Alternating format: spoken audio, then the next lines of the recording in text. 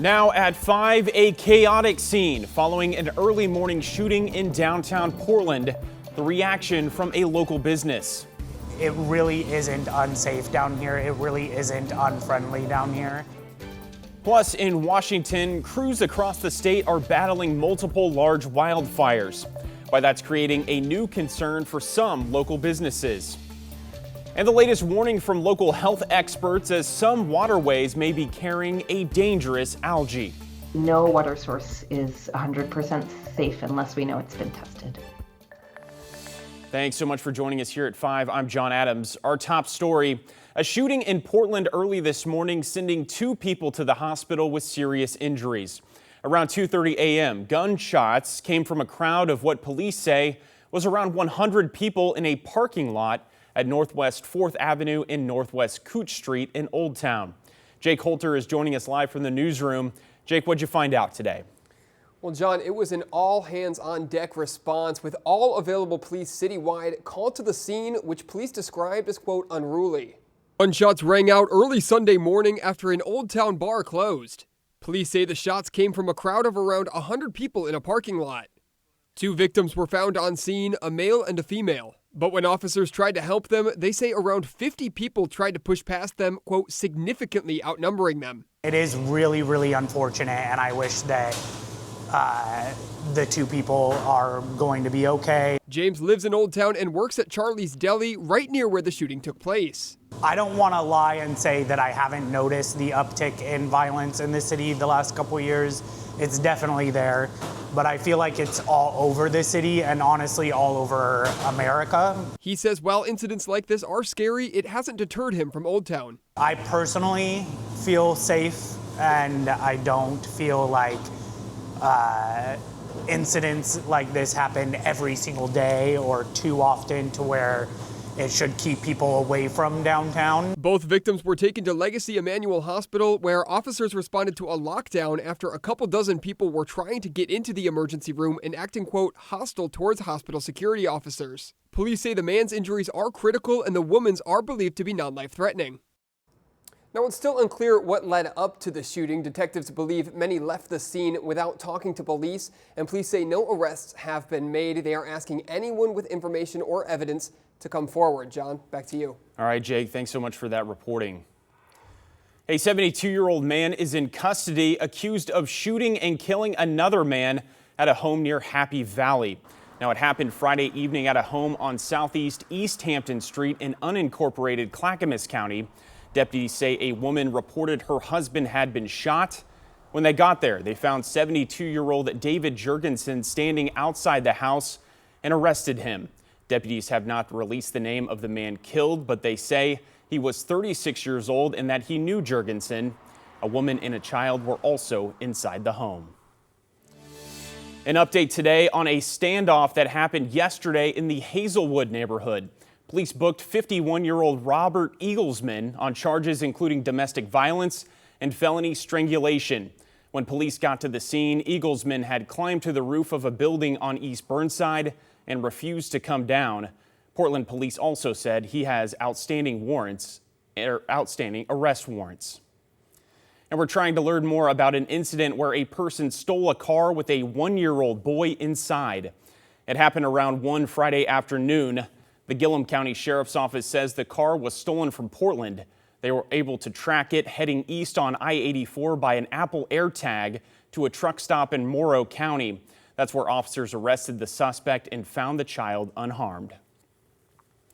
And we're also trying to learn more about a shooting call last night in Northeast Portland that turned out to be fake.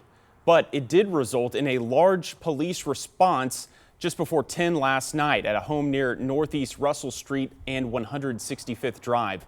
Police told us a person called the non-emergency line and claimed to have shot multiple people. They also told us today officers were not able to talk to the person who called. The worst of the Burgoyne fire along the Washington side of the gorge is officially behind us. Today, fire officials dropped all evacuation notices for the area. In an update today, the public information officer for this fire said a majority of staff are now leaving. The fire is now 94% contained. Remaining crew will now keep their focus on flare-ups that threaten homes or their fire lines. At this point, we don't yet know the total number of buildings destroyed or damaged by the fire. Well, right now, firefighters elsewhere across Washington are battling 7 large wildfires. Jim Nelson with our Seattle sister station has more. With a burning forest as a backdrop, choppers come and go. The critical aerial attack on the Bear Gulch fire in Mason County. We can only put people on the ground when it's safe, and people can only fly when it's safe. The scenes are eerie, unintentionally beautiful, and ominous. And it's not the only wildfire burning. The so-called stud horse fire in the Okanagan National Forest near Winthrop was discovered on Thursday. Lightning to blame. Firefighters from Snohomish County have been called in to help. More than 500 acres have been scorched so far.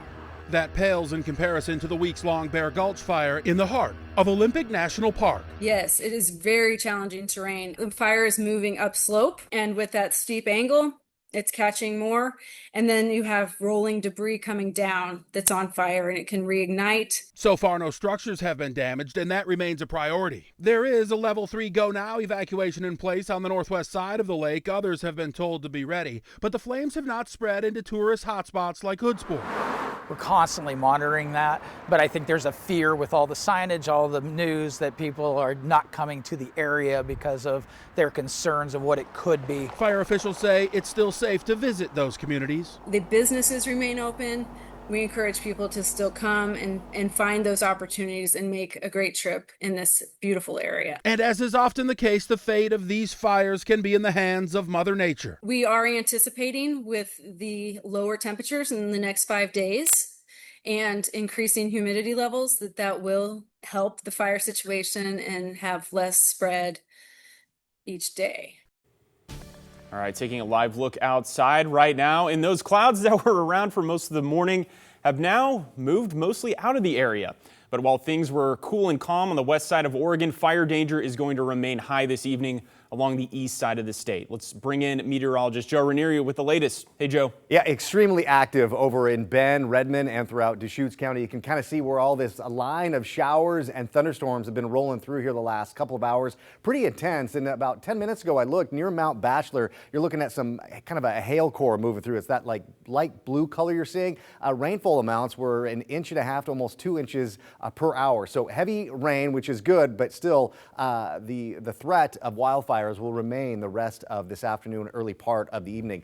Fire weather warning throughout parts of the southeast pocket of the state. Now this orange color we're looking at is a severe thunderstorm warning until about 5:45 tonight. Again, fire weather warning throughout the eastern side of the state as well with those heavy downpours. And here's a look at the futurecast. That cell that we're picking up on the radar right now, it's going to push off to the Oregon-Idaho border later on tonight, right around 7 o'clock this evening, and then we'll start to see some calm conditions. And over the next couple of days, the threat of thunderstorms will kind of back off a little bit throughout the central and eastern side of the state. Meanwhile, the west side of the Cascades, we're going to be seeing more of an onshore flow the next couple of days. So that means cool and cloudy conditions again, but things will start to heat up again by the later part of this week. I'll talk more about that in just a few minutes. All right, Joe, we'll see you soon.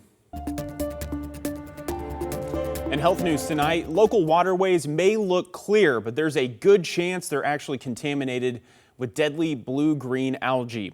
Washington State University scientists say pets who swim in contaminated lakes and creeks this time of year are at extreme risk. They say it can kill pets in as little as 15 to 20 minutes. Algae blooms grow in warm and stagnant fresh water, including lakes, ponds, even backyard ponds and neglected swimming pools. And humans are at risk as well. Scientists say exposure to algae can lead to brain injuries, liver failure, and rashes. So the toxin can have fairly rapid effects. Sometimes we even see skin rashes or neurologic signs that are very fast in their onset, but we can also see acute liver failure that can take longer to take effect, and you might not see the symptoms right away. Scientists say it's impossible to tell whether a body of water has an algae problem without sophisticated testing. They say if you know your pet was exposed to contaminated water or is showing a general lack of awareness, loss of appetite, or onset of seizures, seek help. They add, during summer, it's safe to assume all water surfaces are contaminated. Well, fans of footwear and the people who design them are gathering in Portland for a week-long celebration. Sneaker Week is back. Organizers say Portland is the sneaker capital of the world, and events taking place are meant to highlight the diverse culture and talented community among enthusiasts around the globe. The first event invited the public and creatives to a family-friendly movie screening, followed by a Q&A session with a footwear designer for Adidas. Highlighting the vast opportunities professionally around creativity. So not only were we looking at, designers and artists, we were looking at producers and storytellers. The next big event is taking place Tuesday evening at Dead Stock Coffee on Northwest Cooch Street. All events are free unless otherwise noted. And now let's go live to the fairgrounds in Ridgefield, Washington, where the Clark County Fair is well underway.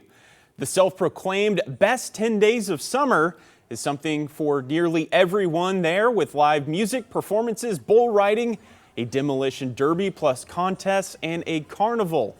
The fair runs through next Sunday. Tickets start at $11.50 for youth ages 7 to 12 and $14.50 for adults. Tons of people out there.